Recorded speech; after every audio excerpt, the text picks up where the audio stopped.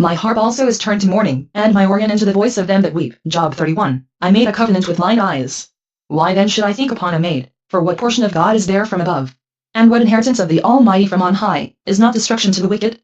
And a strange punishment to the workers of iniquity? Doth not he see my ways, and count all my steps? If I have walked with vanity, or if my foot hath cast into deceit, let me be weighed in an even balance, that God may know mine integrity. If my step hath turned out of the way, and mine heart walked after mine eyes, and if any blot hath cleaved to mine hands, then let me sow, and let another eat. Yea, let my offspring be rooted out. If mine heart have been deceived by a woman, or if I have laid wait at my neighbor's door, then let my wife grind unto another, and let others bow down upon her, for this is an heinous crime.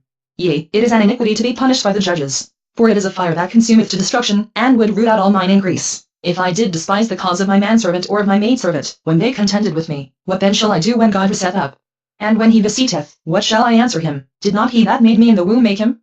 And did not one fashion us in the womb? If I have withheld the poor from their desire, or have caused the eyes of a widow to fail, or have eaten my morsel myself alone, and the fatherless hath not eaten thereof, for from my youth he was brought up with me, as with a father, and I have guided her from my mother's womb. If I have seen any perish for want of clothing, or any poor without covering, if his loins have not blessed me, and if he were not warmed with the fleas of my sheep, if I have lifted up my hand against the fatherless, when I saw my help in the gate, then let mine arm fall from my shoulder blade, and mine arm be broken from the bone. For destruction from God was a terror to me, and by reason of his highness I could not endure. If I have made bold my hope, or have said to the find bold, thou art my confidence. If I rejoiced because my wealth was great, and because mine hand had gotten much, if I beheld the sun when it shined, or the moon walking in brightness, and my heart hath been secretly enticed, or my mouth hath kissed my hand, this also were an iniquity to be punished by the judge, for I should have denied the God that is above. If I rejoiced at the destruction of him that hated me, or lifted up myself when evil found him, neither have I suffered my mouth to sin by wishing a curse to his soul. If the men of my tabernacle said not, O that we had of his flesh, we cannot be satisfied. The stranger did not lodge in the street, but I opened my doors to the traveler. If I covered my transgressions as Adam, by hiding mine iniquity in my bosom, did I fear a great multitude, or did the contempt of families terrify me, that I kept silence, and went not out of the door? Oh, that one would hear me.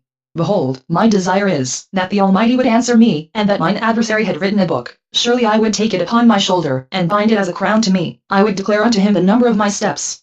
As a prince would I go near unto him. If my land cry against me, or that the furrows likewise thereof complain, if I have eaten the fruits thereof without money, or have caused the owners thereof to lose their life, let thistles grow instead of wheat, and cockle instead of barley. The words of Job are ended. Job 32. So these three men ceased to answer Job, because he was righteous in his own eyes.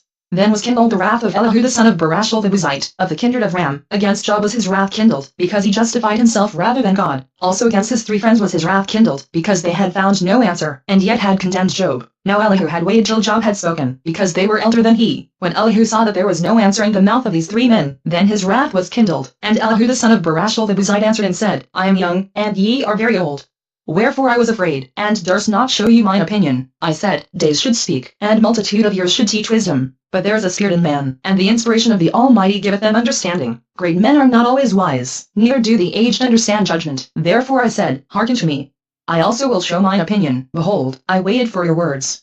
I gave ear to your reasons, whilst ye searched out what to say. Yea, I attended unto you, and, behold, there was none of you that convinced Job, or that answered his words. Lest ye should say, we have found out wisdom, God thrusteth him down, not man. Now he hath not directed his words against me, neither will I answer him with your speeches. They were amazed, they answered no more, they left off speaking. When I had waited, for they spake not, but stood still, and answered no more, I said, I will answer also my part, I also will show mine opinion. For I am full of matter, the spirit within me constraineth me. Behold, my belly is as wine which hath no vent.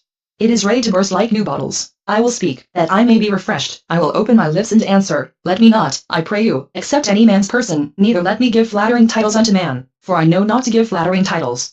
In so doing my Maker would soon take me away. Job 33. Wherefore, Job, I pray thee, hear my speeches, and hearken to all my words. Behold, now I have opened my mouth, my tongue hath spoken in my mouth. My words shall be of the uprightness of my heart, and my lips shall utter knowledge clearly. The Spirit of God hath made me, and the breath of the Almighty hath given me life. If thou canst answer me, set thy words in order before me. Stand up. Behold, I am according to thy wish in God's stead. I also am formed out of the clay. Behold, my terror shall not make thee afraid, neither shall my hand be heavy upon thee. Surely thou hast spoken in mine hearing, and I have heard the voice of thy words, saying, I am clean without transgression, I am innocent. Neither is there iniquity in me. Behold, he findeth occasions against me. He counteth me for his enemy. He putteth my feet in the stocks. He marketh all my paths. Behold, in this thou art not just. I will answer thee, that God is greater than man. Why dost thou strive against him?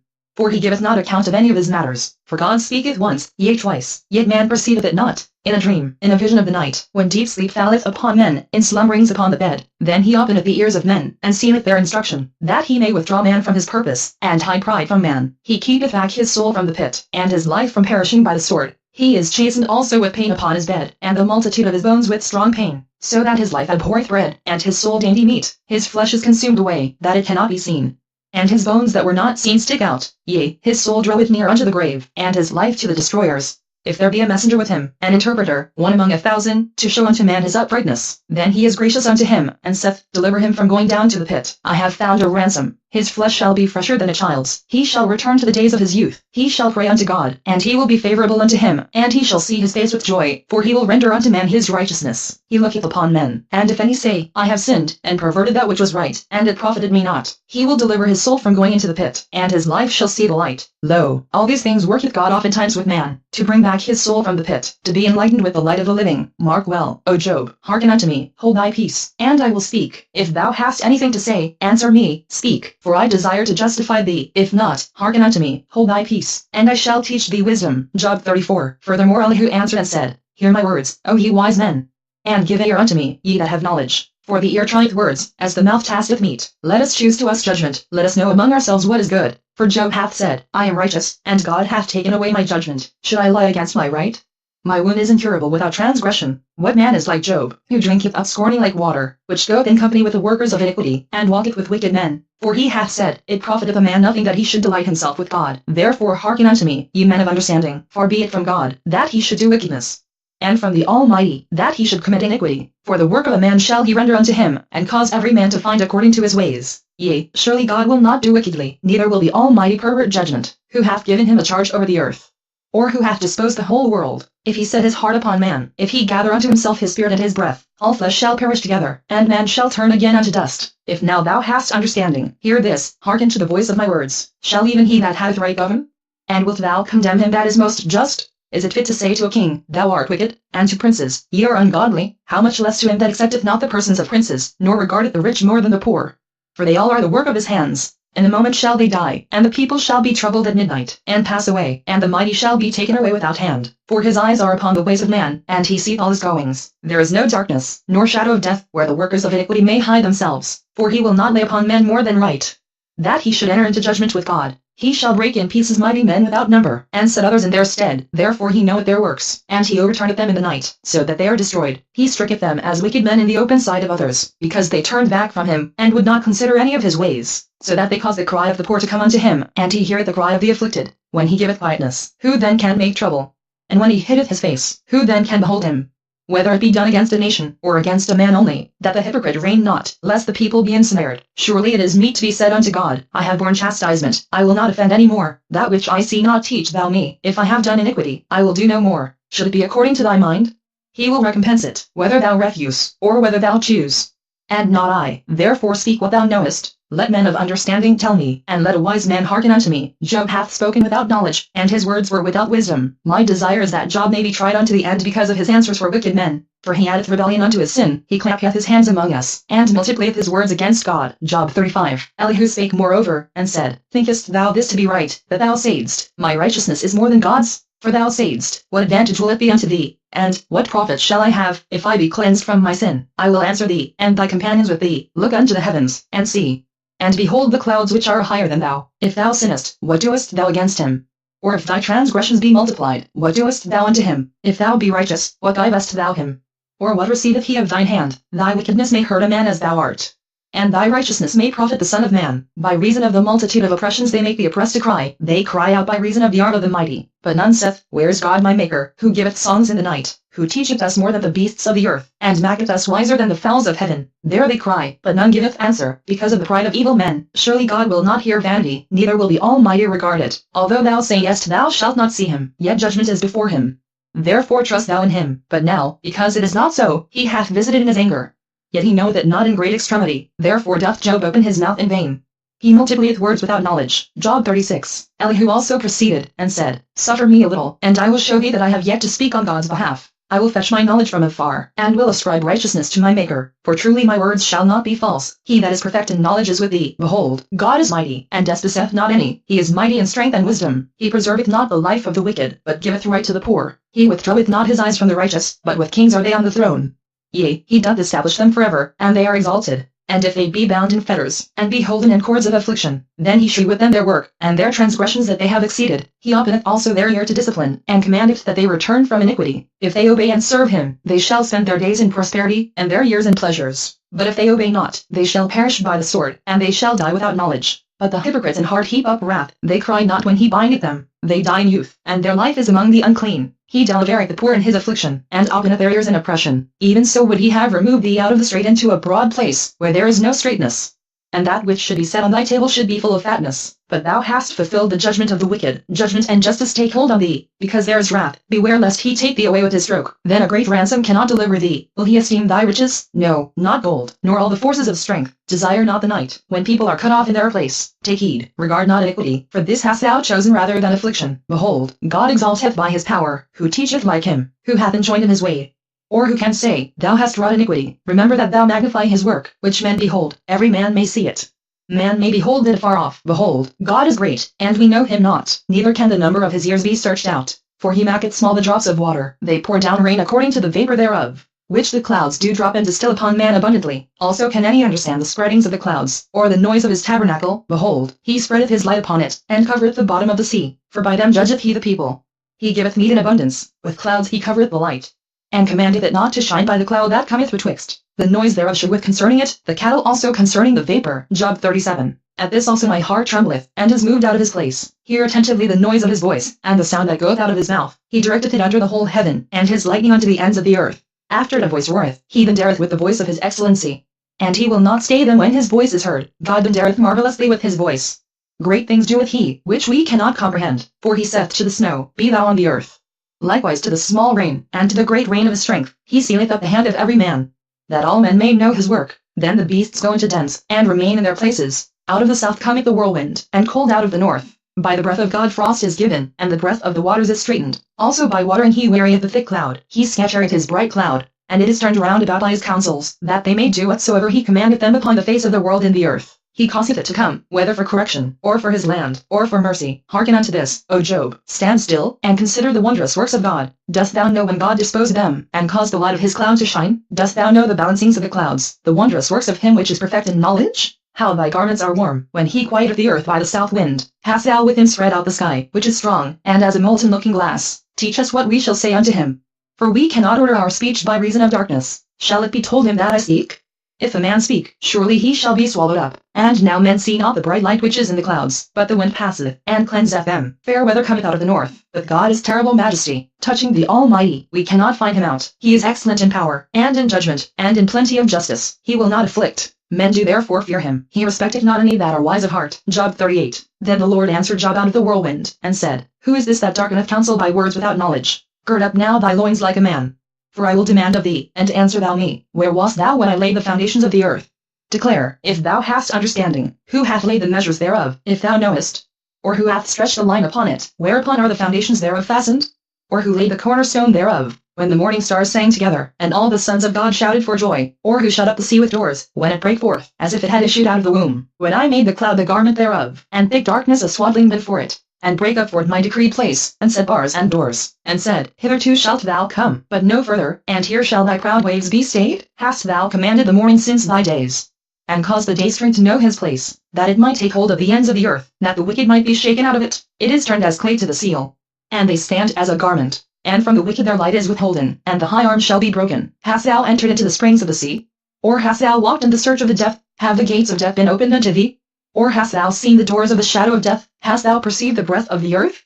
Declare if thou knowest it all. Where is the way where light dwelleth? And as for darkness, where is the place thereof? That thou shouldest take it to the bound thereof, and that thou shouldest know the paths to the house thereof? Knowest thou it, because thou wast then born? Or because the number of thy days is great? Hast thou entered into the treasures of the snow?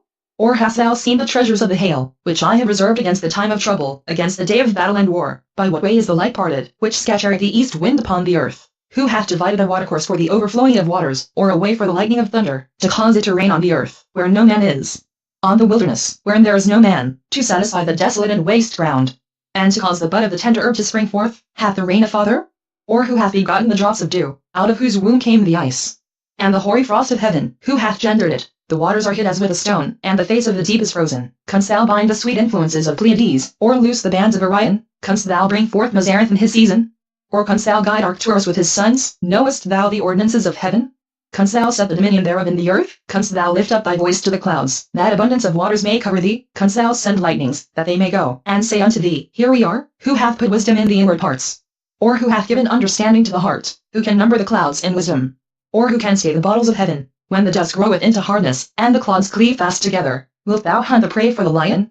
Or fill the appetite of the young lions, when they couch in their dens, and abide in the covert to lie in wait? Who provideth for the raven his food? When his young ones cry unto God, they wander for lack of meat. Job 39. Knowest thou the time when the wild goats of the rock bring forth? Or canst thou mark when the hinds do calve? Canst thou number the months that they fulfill? Or knowest thou the time when they bring forth? They bow themselves, they bring forth their young ones, they cast out their sorrows. Their young ones are in good liking, they grow up with corn. They go forth, and return not unto them. Who hath sent out the wild ass free?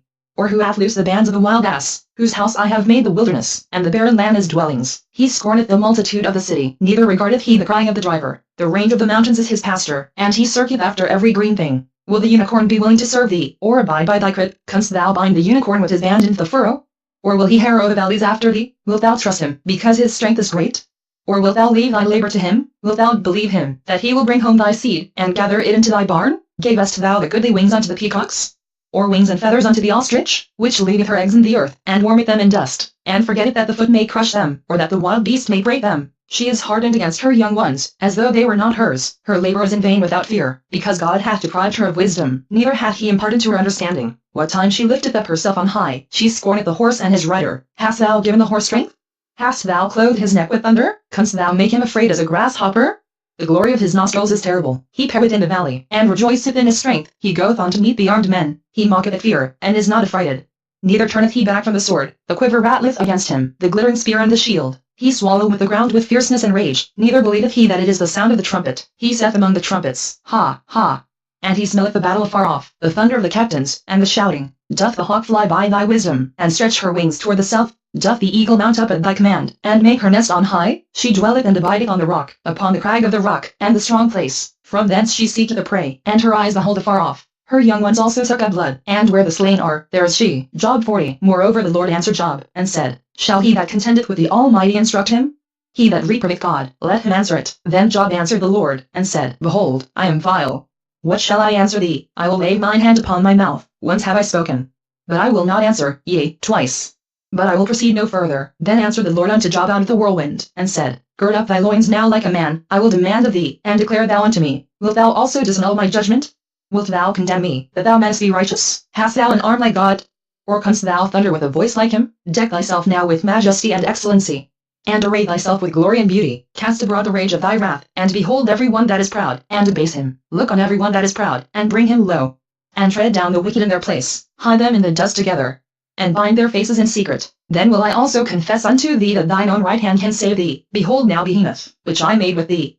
He eateth grass as an ox. Lo now, his strength is in his loins, and his force is in the navel of his belly. He moveth his tail like a cedar, the sinews of his stones are wrapped together. His bones are as strong pieces of brass.